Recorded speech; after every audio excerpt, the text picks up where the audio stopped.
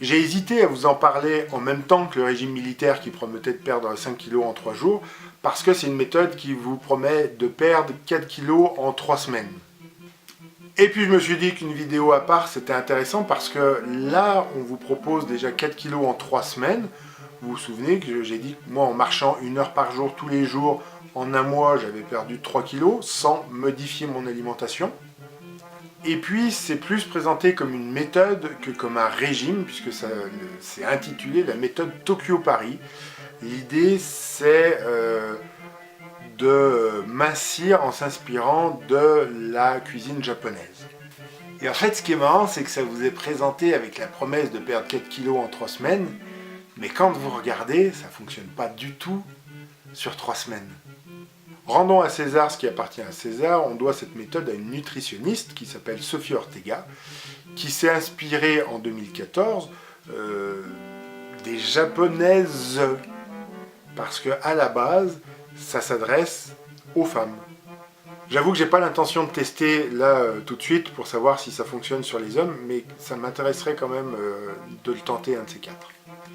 Et donc le grand principe, c'est pendant 2 mois de s'inspirer de la cuisine japonaise qui privilégie la densité nutritionnelle avec une faible densité calorique. Et donc, ils mangent des fibres plus que des graisses. Et en fait, sur les 2 mois, donc vous voyez, 2 mois c'est quand même long, c'est pas juste un régime. Il y a une phase régime qui s'appelle une phase starter, donc démarrage, où pendant 3 semaines on va perdre du poids. On va avoir un apport journalier de moins de 1500 kcal par l'absence de féculents au repas du midi et du soir. Et on va les remplacer par des produits de konjac. Faut que je fasse une vidéo sur le konjac pour expliquer ce que c'est. Mais du coup, il faut que je fasse des vidéos sur des tas d'aliments. Et là, on est en phase de réapprentissage à une alimentation saine. Donc je vous promets que je le ferai, mais pas avant le printemps. Et après cette phase dite starter, on a une phase dite zen qui va permettre de stabiliser. Donc on reste à un apport journalier de 1800 kcal, c'est là où je disais ça s'adresse avant tout à des femmes. Vous vous retrouvez sur mes vidéos précédentes, on estime qu'en moyenne une femme a besoin de 2000 kcal par jour et un homme 2500. Et là l'idée c'est qu'on a 2 semaines pour se stabiliser.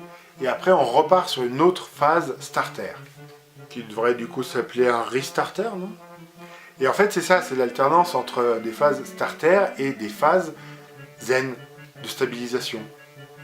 Globalement, la cuisine japonaise se passe de sucre et de fromage. En revanche, elle se compose de beaucoup de végétaux, et surtout des végétaux qui sont riches en micronutriments, que ce soit des vitamines, des minéraux, des oligo-éléments. Et les aliments de base qu'on retrouve dans cette méthode, c'est évidemment les légumes verts, les herbes aromatiques, les haricots rouges, on en a déjà parlé, le konjac, hop, je viens d'en parler, ce qu'on appelle en français les haricots de soja, c'est une appellation un peu fallacieuse, mais voilà, ce sont des choses qui apportent des fibres et du calcium. Le riz, donc c'est parfait si vous voulez rester sur des régimes sans gluten. Et puis des produits marins, évidemment, le Japon c'est une île, donc des poissons en premier lieu, mais aussi des algues. Et là c'est comme pour le konjac, on va faire une série de vidéos où je vais vous expliquer les différents types d'algues qu'on peut trouver et leurs avantages, leurs inconvénients s'il y en a. Mais pareil, on fera ça plus tard.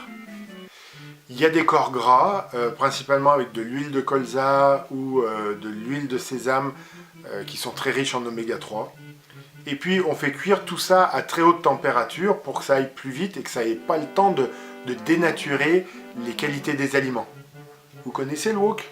Est-ce qu'il faut que je fasse une vidéo sur le wok? Je note pour les vidéos du printemps. On a déjà parlé du thé, qui est une icône de la culture japonaise, et on va jusqu'au bout de l'idée en mangeant comme les japonaises. Donc, avec des baguettes, on va manger moins vite, donc l'estomac aura plus de temps pour digérer, entre chaque bouchée. Un bol qui permet de contrôler ses portions. Un bol contient à peu près 150 g d'aliments. Mais on peut aller au stade supérieur et choisir le bento, c'est-à-dire de séparer les aliments pour pas tout manger en même temps. Donc cette méthode Tokyo Paris, elle m'intéresse, j'ai bien envie de la tester. Vous avez compris que j'allais pas le faire cet hiver pour des tas de raisons d'organisation et de rythme en fait dans les vidéos. On va d'abord regarder comment est-ce qu'on peut améliorer, manger un peu moins mal. Et puis après, on verra comment est-ce qu'on peut manger beaucoup mieux. Si cette démarche vous plaît, vous likez, vous partagez, vous commentez, vous vous abonnez, vous activez les notifications et vous revenez demain.